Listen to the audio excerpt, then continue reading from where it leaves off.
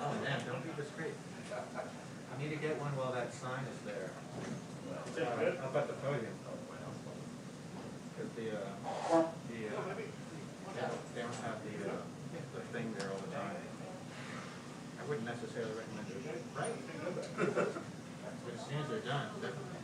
And don't worry, everybody's acting really cool right now, but still.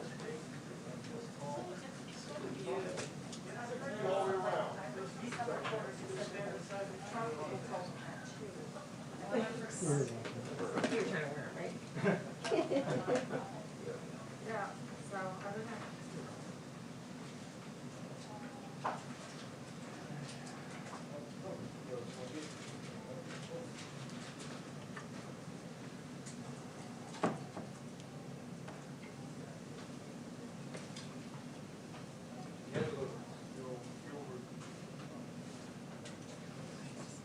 What you do to it? Did it to me. Your Achilles. 2-minute warning on the press briefing. 2-minute warning on the press briefing. Thank you. I had one most of the fall for one of my top right, except one here. Right. The mother just did the same thing. Amazing. So, generally, Oh, yeah. really like where we should Sun hollow around a little bit, but Yeah. definitely. walk on the moon. Yeah. But it's the ultimate answer when it's safe. Yeah.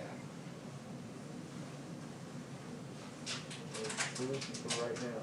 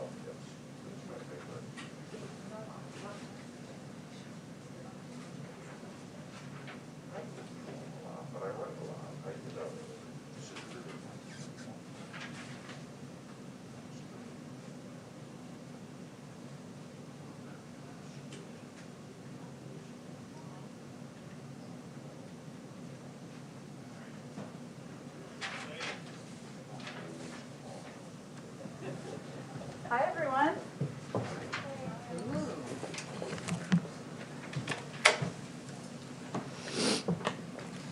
Okay, a couple things at the top. Mondays, there's always a lot to report. I'm sure you feel that way.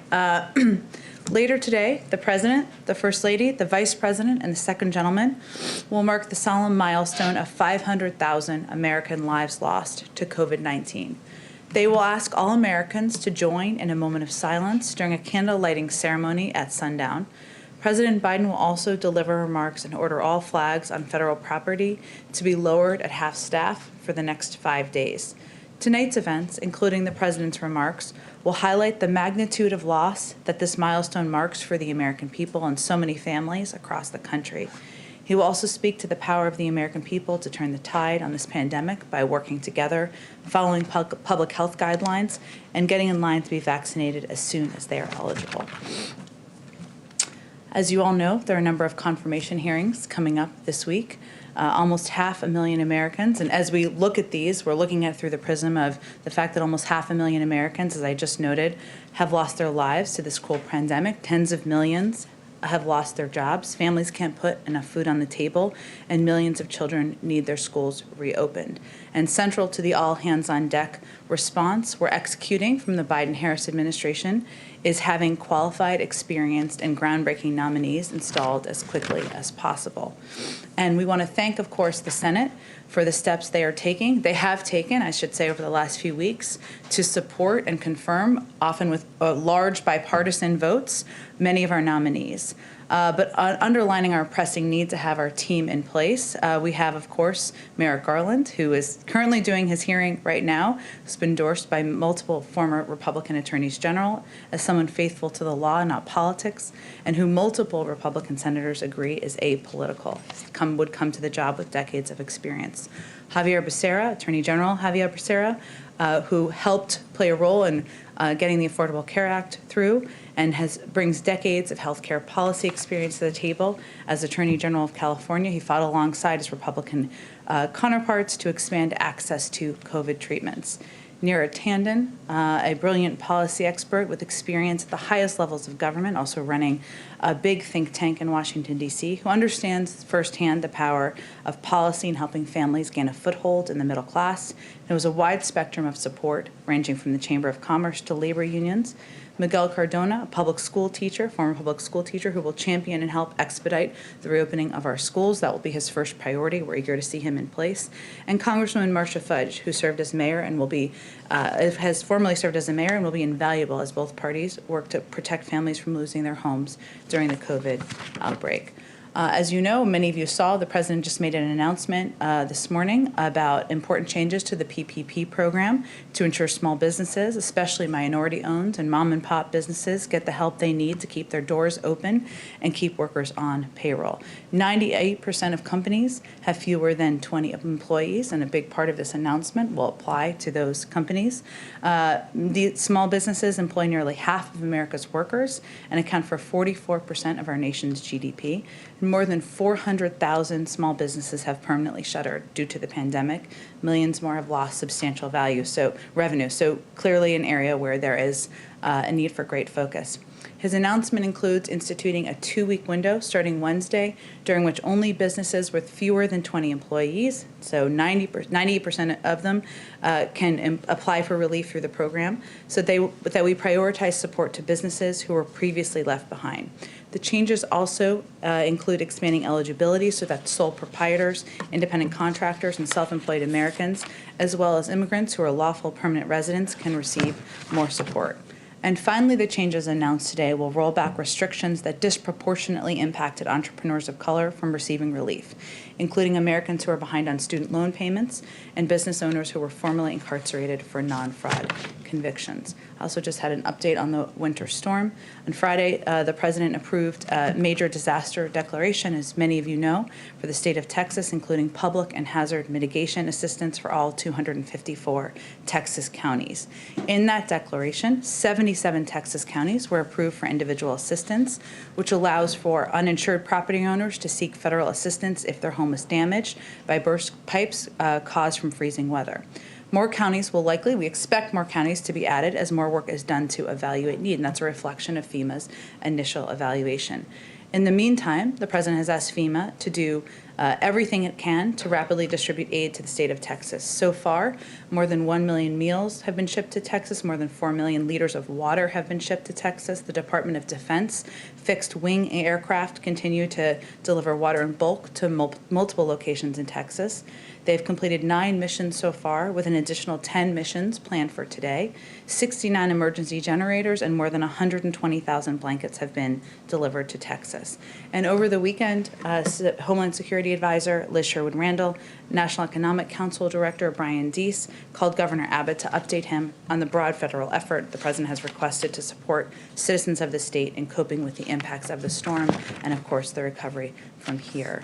Last but not least, where's Deborah Saunders? She's in the back. Oh, there she is. Okay, so I'm going to, I want to take a moment to recognize a milestone in the briefing room. Today is her last day in the print pool and potentially her last day in the briefing room, although you're, of course, welcome back. And even though she's leaving the White House press corps and full-time reporting, I know she's going to be writing some columns, and I have a feeling we'll be hearing from her quite frequently. So congratulations on covering the White House for 4 years. As many of you know, that is not for the faint of heart. So let's start with your questions. Thank you. The first burnout, but I won't be your last. Yeah, that's right. That's fair. So I'm going to start with a housekeeping question. Oh, okay. Well, we'll just go to you. We'll go to you, Deborah. Go ahead. Thank you so much. This morning I saw there was no marine out front, in the front door, during the 9:45 briefing. And I asked Lower Press. Lower Press says, we don't have to have a marine out front when the president is in the Oval Office. And I've been getting emails and questions ever since I filed that pool report. If there was no marine out front, does that mean that the president is not in the Oval Office? The president was in the Oval Office this morning, working, receiving the PDB, and all the things that you're aware of from the schedule. There hasn't been a change of policy. So, if there's no marine there, that doesn't mean anything. Again, I mean, I could certainly talk to them about the specific circumstances of this morning, but I can report to you that the president was in the Oval Office and the policy that's long been in place continues to be in place. People are fascinated by this. I have 2 quick Nevada questions. Okay. One, does the president have a position? There's a bill in Nevada to get rid of the caucus and make it a primary, and there's the hope that Nevada's going to be first. Nevada's going to be first. So could you please tell me, does the president have a position on that? There's plenty of time for politics. The president's been in office for a month. I'd refer you to the DNC and others who will lead that process moving forward. Do you have a position on renaming McCarran after Harry Reid?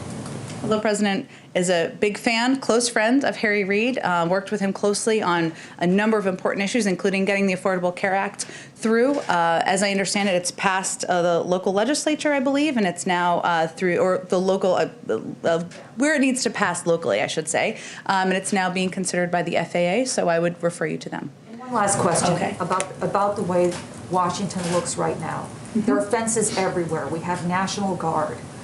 What's the president's view, what's the administration's view about how long it's going to keep going on like this? And why is it going to continue, it looks like, into March? Which piece are you referring to? I'm talking about the National Guard. I'm talking about all the fences that are around here. There are fences around Capitol Hill. I understand things happened on January 6th. How much longer do you think you're going to have all the security here? Well, I would look at those a little bit separately because, of course, members of Congress, leadership on the Hill, Democrats and Republicans will make decisions about the security needed, and we support at the Capitol, and we certainly support them in that decision-making process. As it relates to the fencing around the White House, we work, of course, closely with the Secret Service, the National Park Service, and the President and the Vice President are certainly eager to have that brought down at an appropriate time, and hopefully that's soon. All right, Josh, we'll go to you. Thanks, Jen. 2 questions. You touched on the issue of nominations and confirmations. Given the statements of Senator Manchin, Senator Collins, Senator Romney, what do you see as Neera Tanden's path to become director of OMB? And also, what does it mean for the Biden agenda if this process keeps on being delayed and drawn out? The process of confirmations? Well, let me start with that. I would say that we experienced some intransigence during the transition, some delays in processes that had previously worked at a more rapid pace. Our view is that we've hopefully moved past that. We've seen a number of our nominees move forward over the past couple of weeks pretty quickly with large bipartisan votes, and we certainly welcome that. But we are eager to have our team in place. This week has a number of important hearings. There are a number of important votes this week. We would love to end the week with a Secretary of Education in place as an example, and certainly others as we look to have the full team and hopefully a full cabinet meeting at some point in the near future. As it relates to Neera Tanden, let me just say that the president nominated her because he believes she'd be a stellar OMB director. She's tested. She's a leading policy expert. She's led a think tank in Washington that has done a great deal of work on policy issues, but has done a great deal of bipartisan work as well. She's won widespread support and endorsements ranging from labor unions to the U.S. Chamber of Commerce, and she's rolled up her sleeves and done the work. She's met with more than 35 senators, Democrats and Republicans herself.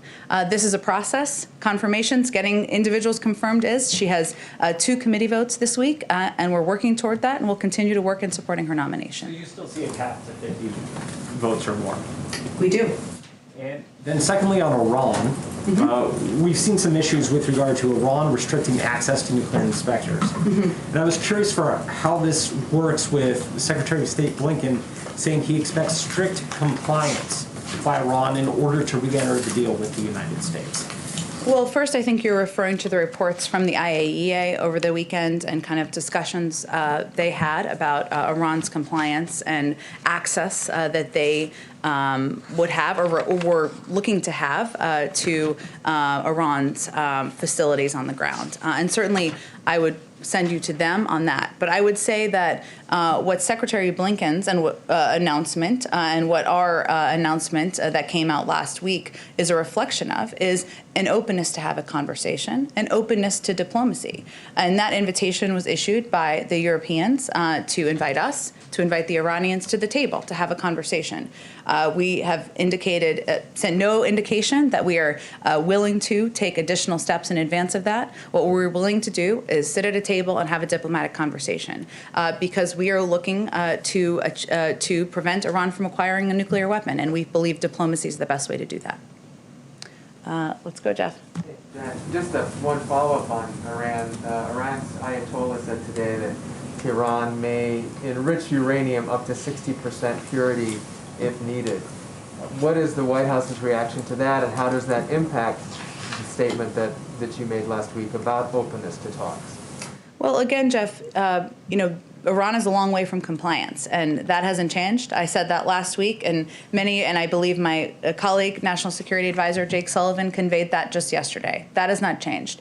What we are open to is a diplomatic conversation. And our view is that diplomacy is the best path forward to preventing Iran from acquiring a nuclear weapon.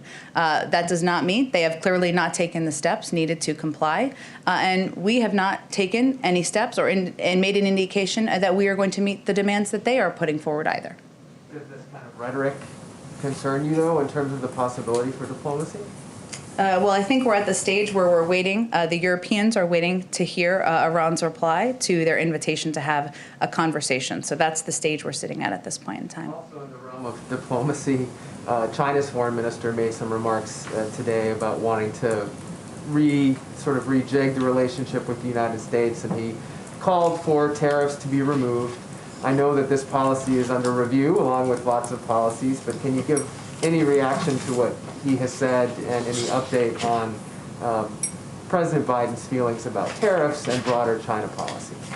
Well, I think as we said around the time when the president had a conversation with President Xi, we believe the relationship with China is one of strong competition. We want to come to that relationship from a position of strength. That means working in close coordination with our partners and allies around the world, Europeans, other partners in the region, also with Democrats and Republicans in Congress. And it also means we want to do work at home and focus on doing work at home to make sure we are coming to that from a position of strength. As you noted, there's, of course, a review of our tariffs and the tariffs that were put in place. I don't have any update on that at this point in time. One last thing, one follow-up on what Josh asked you about Neera Camden. You said that the White House still sees a pathway. Without Senator Manchin, what is it? Well, again, I think she needs the majority of votes in order to get through and be confirmed as the OMB director, and that's what we're working toward. Go ahead, Ed. In that vein, beyond your tender, is the White House certain that all other cabinet nominees have the support of all members of the Democratic Party? Well, I don't have a whip count for you here, but we take nothing for granted. And part of our effort is not just reaching out to Republicans, which we certainly are doing, and all of our nominees do as well, but also ensuring that Democrats who have questions, who have any concerns, have their questions answered too. And we take nothing for granted in pushing forward with our nominees.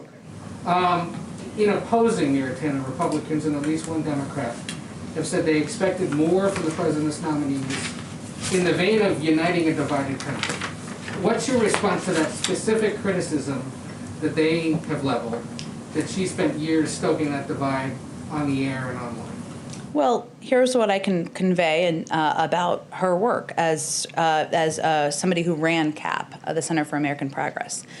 She worked with partners across the ideological spectrum to develop consensus solutions to addressing the federal tax code, to improving access to high-quality educational opportunities. They partnered with AEI in that effort. She led the effort to work with FreedomWorks and others on the R Street Institute on making progress on criminal justice reform. And again, she met with 35 members of the Senate, including Republicans. So she is willing and eager to meet with people who agree with her, of course, but also people who disagree with her. And what she brings to the table is not only decades of policy experience, but and expertise and leadership, again, of a major think tank in this city, but also somebody who has lived experience. You know, she grew up as the daughter of a single mother, somebody who benefited from many of the programs that she would be tasked with determining the recommendations on funding for. So she has a record of working with members of both parties, or views from both parties, and we have no doubt she would do that as budget director.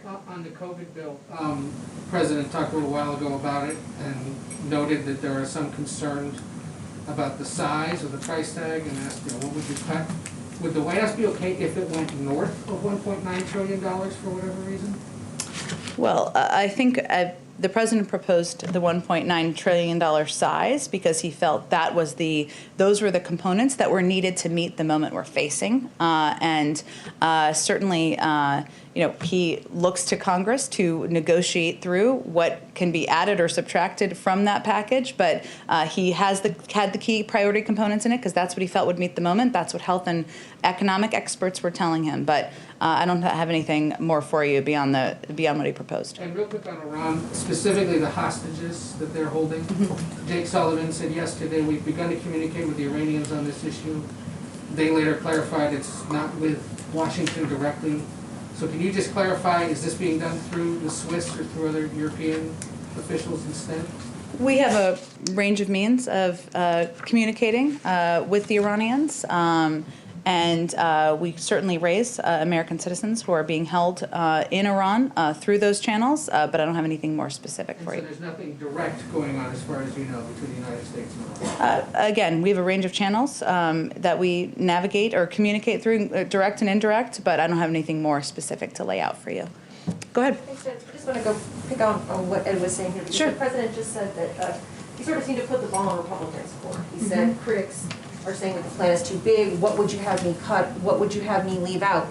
What is he willing to cut? Is he willing to leave out? And what specifically? If they're going to come to the table and make some offers, what's the negotiating topic? We'll see what they offer. What has been offered to date was a proposal of about $600 billion, which falls far, far short of what is needed at this point in time with dual crises that the country is facing. He was making the point, and he did something similar in his remarks on Friday, that, this is a difficult time the country is facing. That's why 400 mayors have come out and said they support this package. That's why Democratic and Republican governors have come out and said that. Business leaders, others. That's why the majority of the American people support it. So the point he's making, he wasn't offering a negotiation. He was making the point that the key components of this bill are addressing the crisis we're facing. So would you cut funding for schools? Would only half of the schools that need funding get funding? Would only half of the people who are uninsured or need deserve to direct checks, should only half of them get them? The point he's making is that the size of the package is a reflection of the size of the crisis. And you mentioned at the top of your remarks the grim milestone that the country is facing today with these 500,000 deaths. As the country is in this moment of reflection, 100,000 of those Americans have died within the last month. What reflections is this White House having on the last month? As we ask as a country, could more have been done? As Dr. Fauci said today, it didn't have to be this bad. Could more have been done in the last month also?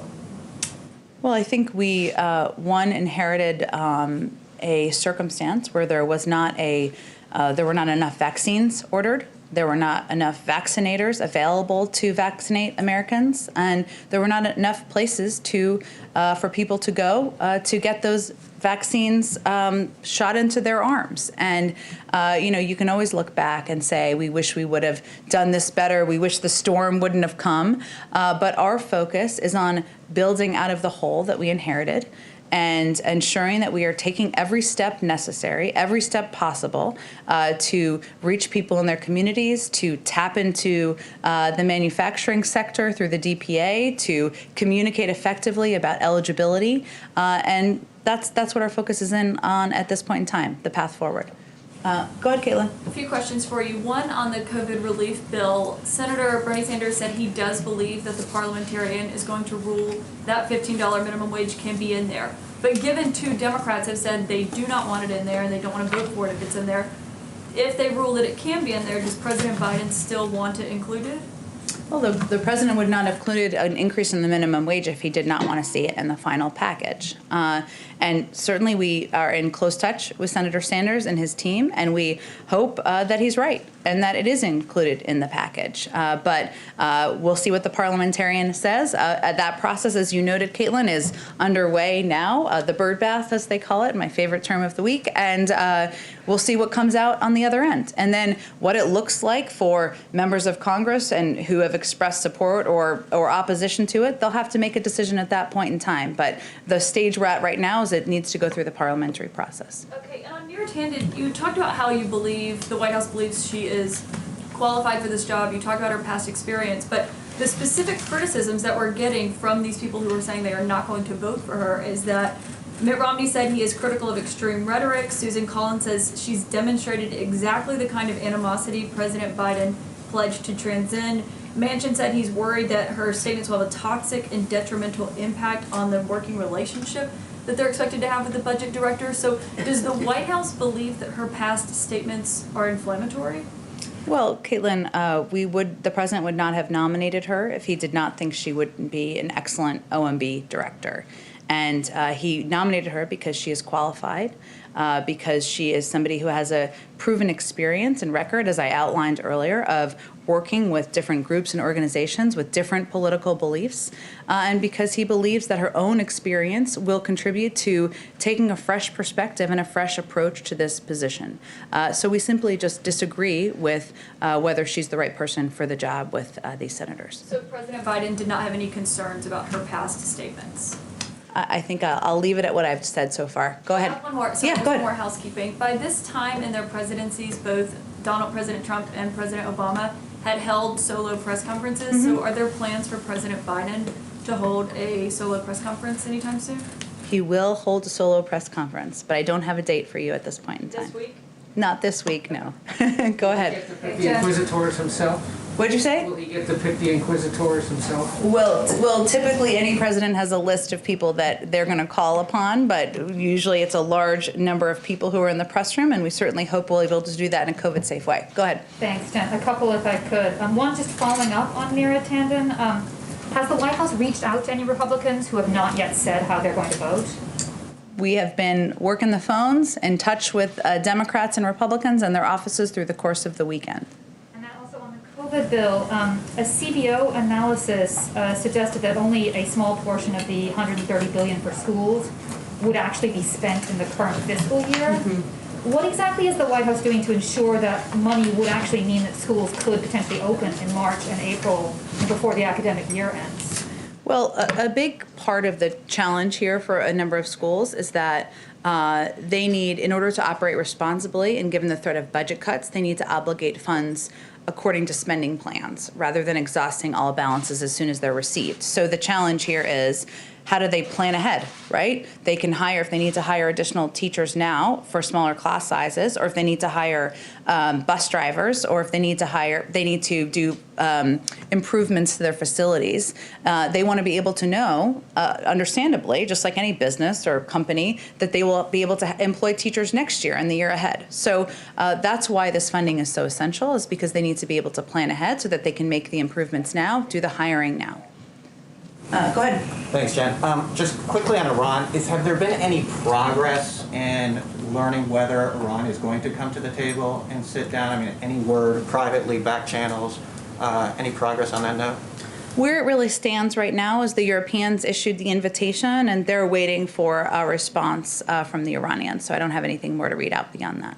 Just building on what Caitlin was saying. I mean, the president, he said that there was going to be a new tone in Washington. Mm-hmm. Obviously, Manchin, Collins do not feel that this is a new tone. So how does the president kind of square that, saying that he does want a new tone? We're going to have a new language, no respect for everyone, and this, fire on the spot kind of policy, he said. Have you asked Senator Manchin and Senator Collins about whether they think President Biden has a new tone? Well, I mean, I think Senator Manchin and Senator Collins have said that they have concerns about her tweets and her language. And we disagree on whether she is the right choice for OMB, to lead the OMB. But that is a bit of an overstatement to suggest that anyone, and you should ask them, and unless you've had interviews with them, then please speak up and convey that to us. But they both have had regular conversations with President Biden.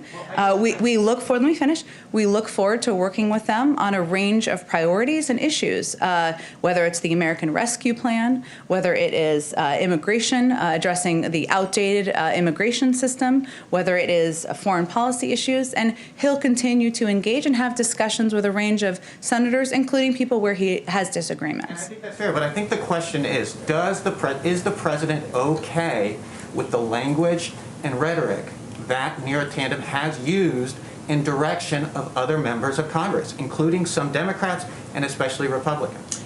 I think the fact that the president nominated her to lead the budget, to be running OMB, reflects his view that she's the right person to be in his cabinet, to be overseeing the budget, and that her qualifications, her history of working across the aisle with people from different groups who have different points of view, is a reflection of how she would do that role.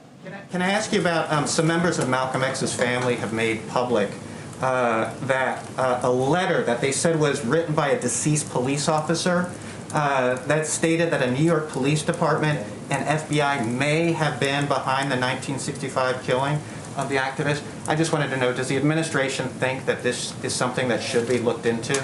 I have not seen that letter. If you want to provide it to us, I'm happy to have the right person look into it after the briefing. Can I ask one more question? Sure, go ahead. Saudi Arabia. Sure. Thank you so much. President Biden, you noted that he does not plan to speak with the Crown Prince. But I wanted to ask, what does that actually mean? I mean, the president has obviously called for accountability for the murder of journalist Jamal Khashoggi. But how is the relationship actually going to change? I mean, is this just symbolism? Are we going to have some concrete changes that demonstrate this accountability? Well, what I conveyed last week when we talked about this a little bit is that we are certainly recalibrating our relationship with Saudi Arabia. And part of what I mentioned was that we will have officials communicate from counterpart to counterpart. And that means, as you may know, last week the Secretary of Defense had a conversation with MBS, and that is the right counterpart to counterpart. We expect the president will have a conversation with the king at an appropriate time. But there are other components, as you know, of our relationship, including the fact that the president, unlike the last administration, is not going to hold back in speaking out when he has objections, concerns about issues related to human rights, freedom of speech, any other concerns he may have about the way things are being run. At the same time, there's an important role we can play in relationship as it relates to the threats that come into the Kingdom of Saudi Arabia from actors in the region. And that is a relationship that we will continue to work with them on. Go ahead. Tonight the President's participating in the memorial for COVID victims. Is there any discussion about a more permanent memorial, something that would kind of honor their memory, long term? It's a great question. I don't have anything to report out for you, but I'm happy to check with our team and see if that's under consideration. And as you noted, I mean, tonight, obviously, he and the Vice President, they will be commemorating the lives lost, the many hundreds of thousands of families who have been impacted by the lives that have been lost from the pandemic. It's something he also did just a month ago around the inauguration. And so clearly, and these remarks I would convey are not, he will not be providing an update on progress. This is to really have a human moment and a moment to remember the people who we've lost over the last year. But I'm happy to talk to our team if there's anything like that under consideration. Previously, you mentioned that there were concerns about how difficult it is to get a vaccine shot. It's hard to sign up for these things, and that the government was looking into making this easier. The White House, the federal government is looking into this. What progress has been made on that? What is under consideration for how the federal government could step in this situation? Well, we've taken a number of steps, including working to open several community health centers that are in people's local communities, and the health and medical experts who are working at these health centers often know the people in their communities, and they're trusted by the people in their communities. We also have been working with pharmacies and have several dozen pharmacy partners across the country. More than 90% of the people in the and people living in this country, I should say, live within 5 miles of a pharmacy. That helps many. It doesn't help everybody, but that's another place. We've also worked to help launch some mass vaccination sites to ensure that people can go with their families and get vaccinated in these locations. So, we are on track. We have vaccinated. We have significantly expedited the rate of vaccination over the past couple of weeks. We're at about, in the last week or so, we're at about 1.7 million a day, or last 2 weeks or so, 1.7 million a day. Prior to the president taking office, it was more around 800 to 900,000. But there's work that needs to continue, and that includes ensuring we have the vaccinations, ensuring we have the vaccinators needed to do those vaccinations, and the sites, as I touched on, across the country who can facilitate I that. think the specific concern is the interface, the websites, the phone calls, how hard it is to actually book the appointment, not the actual place to go to. Well, the place to go to is a huge factor in that, because a community, but this is something we've done a lot of work and research on, a community health center that's located in the middle of a community where people know to go to for basic health care, for for questions about their kids, for pediatric appointments. That's a place that's trusted in their community. So it's important that those are places that are open now in a range of communities across the country. Pharmacies, which are actually the places where you can do exactly what you just said and log on online and make an appointment to get a vaccine. We've just doubled the number of vaccines that are going to those pharmacies. We made an announcement last week. So there are a number of steps that we're taking to ensure that more vaccines are getting out the door and they're getting into communities. Go ahead in the back. Thank you, Jan. I have two brief foreign policy questions. Okay. The president has an excellent relationship with Pope Francis, who also has had considerable outreach with Iran. He greeted President Rouhani. He's been in touch with the Ayatollahs. Could he be a possible back channel, or is he already a possible back channel on Iran? You're correct, he does, and there's certainly a picture on his desk or in the Oval Office that is a reflection of that.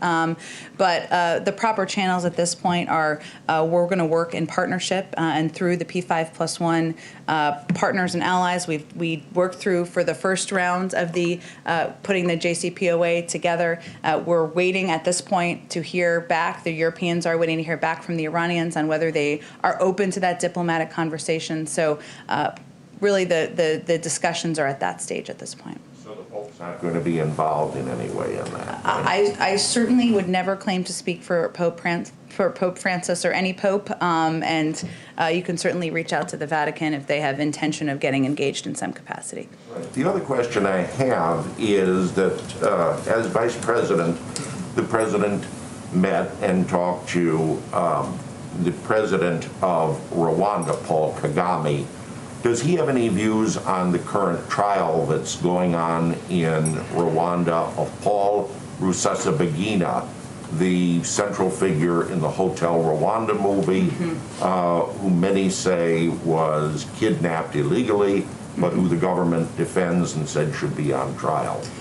It's a great question. I have not spoken with our national security team about the particular trial. I'm happy to talk to them, and we can follow up with you after the briefing. Would you do that, please? Happy to. Yeah, absolutely. Go ahead. One more on the agenda, and then I promise Sure. I'll move on to a different topic. You said she's only met with 35 senators, is that correct? Is there over at least 35, had over 35 meetings. Is there a reason she's not met with more? Has any GOP senator refused to meet with her? I don't think we're going to speak to, as we would in any case, who she's met to or met with or give you a list to protect the privacy of senators. But 35 meetings with Republican and Democratic senators is actually quite a significant number of meetings in the process. But okay, point taken. But if you look at how controversial her nomination is, and in the context of your broader legislative agenda and other legislative items that will face an uphill battle in Congress, do you risk do you risk political capital by forging ahead with this, or do you see it completely unrelated? Look, I think the president nominated Neera Tanden because he felt she was the right person to lead the budget office, because she has decades of experience, because she would bring fresh perspective to the job, because she has a record of working with people from a range of organizations of different viewpoints. But and we remain committed to moving that process forward to a confirmation. But there are even areas where we disagree. We may have disagreement, of course, with Senator Manchin or Senator Collins about whether she's the right person to lead. But we are still going to work with them on a range of other issues that are of mutual interest and of interest to the American people. And that includes the rescue plan. That includes many components of the president's agenda moving forward. They Go might ahead. not want to work with you. Oh, sorry, go ahead. one more. Go ahead. One other one on the semiconductor shortage, which I asked about, I think, 2 weeks ago or a week ago now. Brian Deese and Jake Sullivan, I think, are working on this, and you confirmed that there was outreach to the Taiwanese and other countries. Do you have any update on responses that you got from these countries on how to fix it? And I know you guys have also acknowledged there is no short-term fix, but something in the medium term, since it is really impacting a lot of businesses. Absolutely, and there's been outreach to the manufacturing sector and companies as well to discuss the impact of the shortage. You mentioned the letter that was reported that Brian Deese, our NEC director, sent to Taiwan. There has been a lot of outreach to international partners as well as we work through this issue. But I expect we'll have more in the coming days to share with you on the next steps here. Go ahead. Hey, Jen, thanks. 2 questions. The first is on Texas. Some folks have come home to astronomical electric bills, and there are, stories about those being the result of deregulation and other issues being the result of light regulation. I wonder if the president plans to weigh in on that or talk to that. Does he still plan to go to Texas, or does he plan to go to Texas this week? Sure. Well, the president is eager to go to Texas. I traveled with him to Michigan, I should say, on Friday, and he was closely tracking, of course, the work that FEMA was underway. He spoke with his acting administrator on the way back from that trip. He has been getting updates from his national security team over the course of the weekend, and he wants to go and show his support.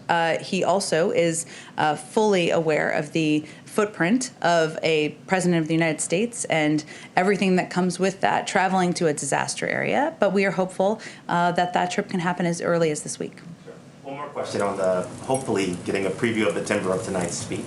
I wonder if there is a worry from the White House that, given positive news on the coronavirus front, that people will let down their guards, as has happened in the past, and numbers will go up or spike again. Does the president plan to address any of that tonight, or is it just reflecting on the grim milestone? The president felt it was important on a personal level and human level to mark the lives lost over the past year, nearly year of this pandemic. And that's the purpose of tonight, both the remarks he'll be delivering, but also the moment of silence that we will all be participating in from wherever you are located.